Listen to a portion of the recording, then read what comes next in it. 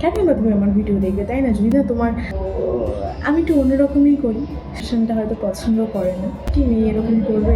জানো আমি কার উপরে রেখে ভিডিওটা করছি?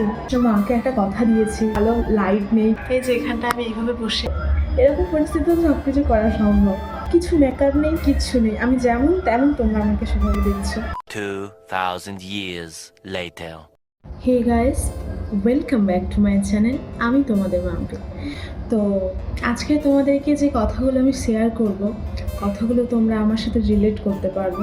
এটা দেখতে চাই যেন বাবা মাদের কষ্ট কম হয়, বা নিজের বাবা মাকে একটু বসে দেখতে চাই যে তারা একটু ভালোভাবে আছে।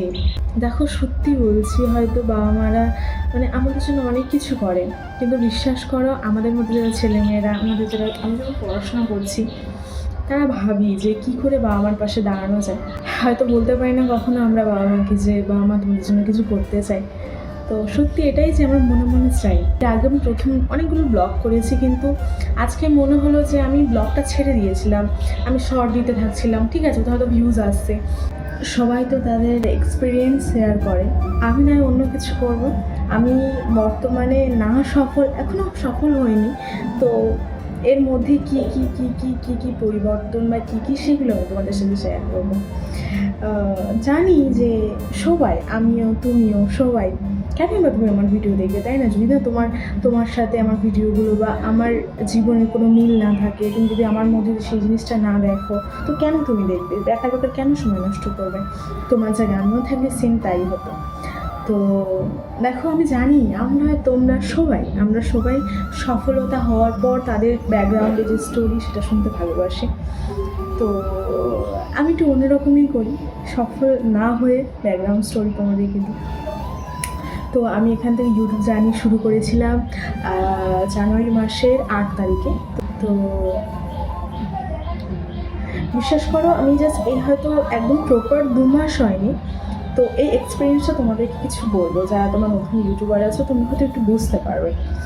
তো আমি জানি যে আমি অতটা তোমাদেরকে হেল্প করতে হয়তো পারবো না, প্লিজ তোমরা শেষ পর্যন্ত ভিডিওটা দেখো। তো আমরা যারা প্রথম ইউটিউব শুরু করি, প্রথমে ভাবি অনেক স্বপ্ন নিয়ে আসি। তো এখন আমার ইউটিউবে সাবস্ক্রাইবার 60 পূর্ণ হয়েছে, আমি খুব খুশি, অনেক ধন্যবাদ তোমাদেরকে এইভাবে আমার পাশে থেকে। তো ওখান থেকে একটু অনুপ্রেরণা পেয়ে ইনস্টাগ্রাম খুলেছি আর ফেসবুক পেজ খুলেছি। ছোটো থেকেই তো বড় হবে, আমি শুরু করেছি, তোমরাও শুরু করো। যখন ইউটিউব শুরু করি, তো আমি সিদ্ধান্তটা নিয়েছিলাম এখানে থেকে। তো আমি বাড়ি যাই, ভাবছো যে সবাই তোমাকে সাপোর্ট করবে, এটা হয় না, যার হয় সে লাকি হয়। তো আমার বাবা মানে সবার একটা পার্সোনাল চয়েস থাকে, তো বাবা এই প্রফেশনটা হয়তো পছন্দ করে না। তো বাবা অ্যাকচুয়ালি আমার প্রতি খুশি নয়।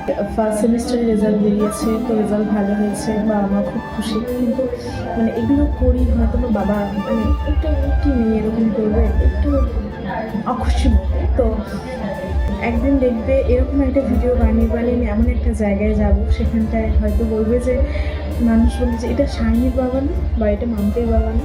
তো কত বড় একটা কথা বলে দিলাম, তোমরা আমার পাশে থাকলে সব সম্ভব। তো তোমরা প্রথমেই জানো যে আমি একজন গ্রামের মেয়ে, এখানে এসেছি পড়াশোনার সূত্রে। তো বিশ্বাস করো, আমার কাছে ভিডিও শ্যুট করার জন্য একটা জাস্ট অ্যান্ড্রয়েড ফোন, আর কিচ্ছু নেই। আমি তোমাদের সামনে বসেছি, কোনো স্ক্রিপ্ট না, কোনো কিছু না, কোনো কিছু নেই। তোমরা জানো আমি কার উপরে রেখে ভিডিওটা করছি?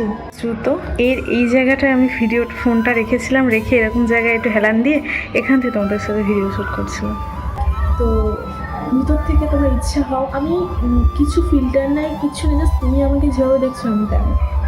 তো আমার পাশে থেকো তোমরা, সত্যি আমি কন্টিনিউ করবো। অন্তত দেখো, হয়তো কিছু করতে পারলাম না, কিন্তু আমি যে কথাগুলো বলছি এখানে, হয়তো আমি ভিডিওটা ছাড়ার পর তোমরা শুনবে, কিন্তু এই কথাগুলো আমি কিন্তু নিজেকে ক্যামেরায় দেখছি যে না, ওটা আমি।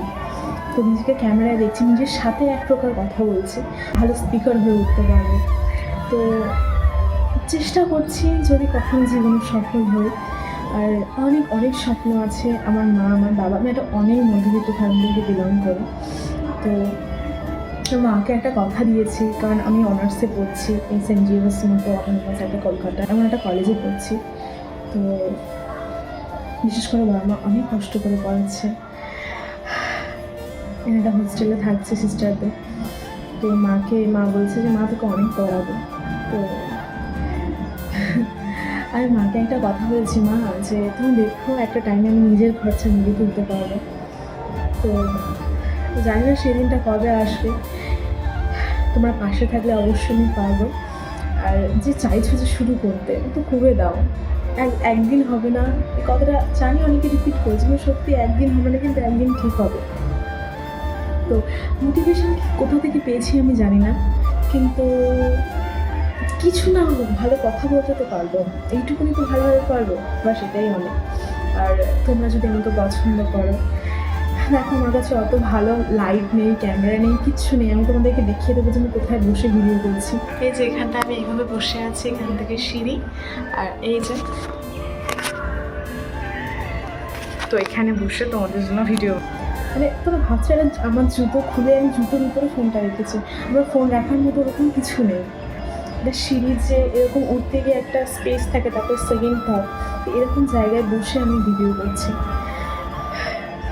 জানি না কখনো কিছু হতে পারবো কি না, তো তখন আমি এটা দেখবো যে এরকম পরিস্থিতিতে সব কিছু করা সম্ভব।